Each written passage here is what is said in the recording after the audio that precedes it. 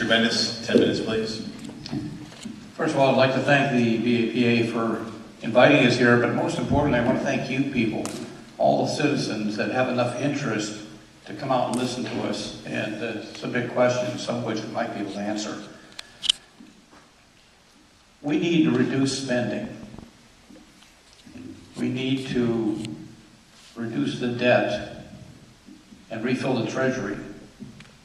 We need to reduce foreign assistance. Our representatives are arrogant. We need to learn to get back to work and stop living on public assistance, or Rome shall go bankrupt. Those words were spoken 2,000 years ago by Cicero, who was the Roman consul, equivalent to the president of the greatest republic in the history of mankind, 4.5 centuries old, and they couldn't balance their budgets, and they ran into problems. And 6 years later, they became a dictatorship.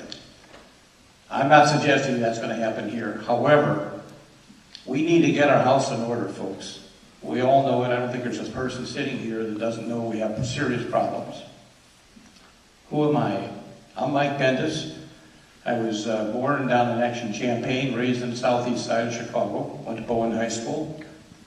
My parents moved to Beverly about the time I went off to University of Illinois, and then I was accepted at West Point. I graduated from, and I served 8 years in active duty in Korea and Germany. I'm also a pilot. I've flown a lot of helicopters. Commanded the largest aviation brigade in the Army, actually 2,100 people, $2 billion in equipment, and over $100 million budget. So I understand responsibility and I understand accountability. And I think accountability is desperately lacking in Washington. A kid that's born at the end of this decade will owe $65,000 the day they come into the world. Am I the only person that thinks that that's pretty much insane?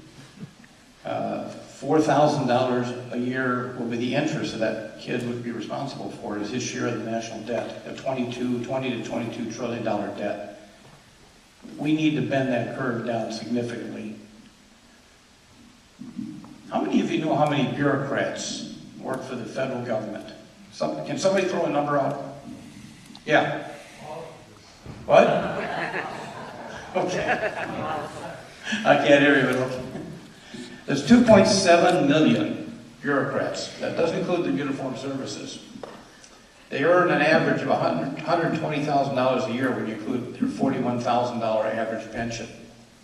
Think about that. A lot of you, that's about what you make. And that's just the pension for the average federal worker. Don't lay them off. Is what? Don't lay them off. Well, we'll talk. If we could please keep questions from the We'll audience. get to that later, okay? The federal bureaucrats have gotten a 28% raise in the last 9 years over inflation. The average civilian worker is 4% over inflation. In other words, the average federal bureaucrat has gotten 7 times the raise after inflation that the average civilian worker has gotten. And we're paying for that. And I think that's basically wrong. We have an energy department that was created in 1977 for one purpose, to make us energy independent. We were importing 50% of our oil.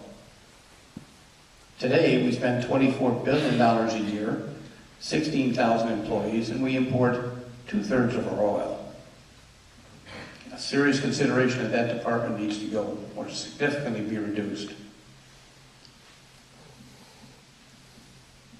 By the way, I support the idea of cutting the military as well, but it has to be done about $100 billion, but we need to get Japan, Germany, Britain, and the other wealthy countries to pick up their share. Right now, we're spending 2 to 3 times as much money as a percentage of GDP as the other industrialized nations.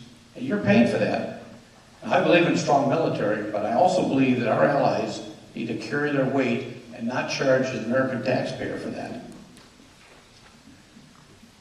I think we do need to cut the government jobs. The gentleman over here, I think we need to cut about 300,000 jobs, which is about 11%. It should be done with a scalpel, not a hatchet. But we need to go through each department and figure out where the excess is. And that's what I do, by the way, in the civilian world. I'm a business consultant, and we go through, and I've never seen a company that didn't have 10% excess. We can work on that in an efficient way to bring the bureaucracy down, get their benefits in line, and we can save almost $100 billion a year. And that's not a lot in the big picture because we're about $800 billion a year deficit. As far as jobs, the biggest problem right now is fear and uncertainty. Businesses are afraid to invest. One issue is they can't get loans. And if they get loans, they're very strict, a great deal of restrictions on them, so they can't use them the way they want. There's a lot of regulations. You know, 50 years ago, an immigrant would come over and start a business. He'd set up shop and he'd start cobbling shoes or whatever. Today, you'd have OSHA there, you'd have the IRS there, and God knows how many other types of government bureaucracies. We need to reduce those regulations. That doesn't mean we're going to reduce the enforcement, though. You have fewer regulations, but you enforce them strictly. In addition, the tax rate on business is 35%. Every other industrialized nation is 15 to 20%. So we need to look at that. I also support direct payment for the next 2 years or until the inflation rate drops below 7%, of $1,500 to a month to a company that starts or adds to their staff. Now, we'd have to have protections to make sure they don't take somebody off staff and rehire them the usual. But let's encourage businesses. Let's lower the threshold of cost. Let's increase the certainty of the recovery by making sure they can get loans and reducing regulations, and we can get this country moving again. Within the first year, I will introduce a constitutional amendment for term limits, 12 years for the House of Representatives, 18 for the Senate, 24 years total time. I think it's important, based on the idea of reducing corruption. I take a look at some of the people like Charlie Rangel, who started really as a decorated Marine, but 40 years in Congress, and you know, power corrupts. So let's get congressmen out after 12 years.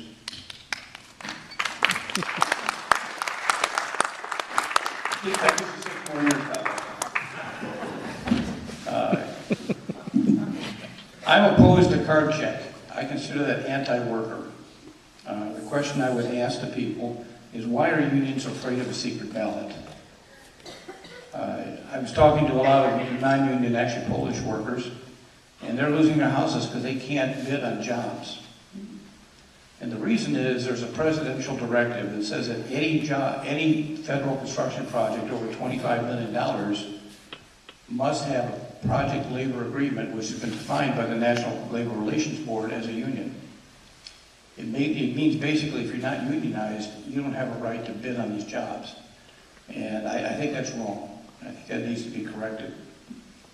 I also support the concept of a national volunteer service.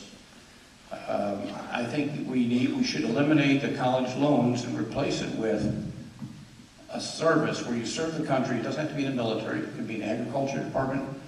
It could be in health and welfare. It could be a number of different areas. That would help reduce our government costs as well, and it would give any kid in the country an opportunity to go to college. And by the way, if you're older, 55, you can't find a job, you could go in the NVS and add that money to your Social Security to increase your Social Security return at a later time when you retire. So why am I running? Basically, fiscal responsibility. I think we're missing that in Washington, and I think we need to think out of the box and start tackling the problem seriously. My opponent frankly voted with Nancy Pelosi a little more than I'd like to see. I think he's done a few good things too. But I think we need somebody who's willing to totally go at that budget and tackle it, because that's your money. And more importantly, that's your kids' money when they grow up. Remember, that's $65,000 at the end of the decade per person. We can save America. We can do it. We have the capability of doing it. I believe very strongly in America first and party second. I will ask the Blue Dog Democrats to allow me to sit in on their meetings. I don't think they'll let me make it a Purple Dog Democrats, but I'll do my best to get in there and get involved in working with both parties and reach across the lines. I also believe in hand up and not a handout. Thank you for your time, and let's go to questions.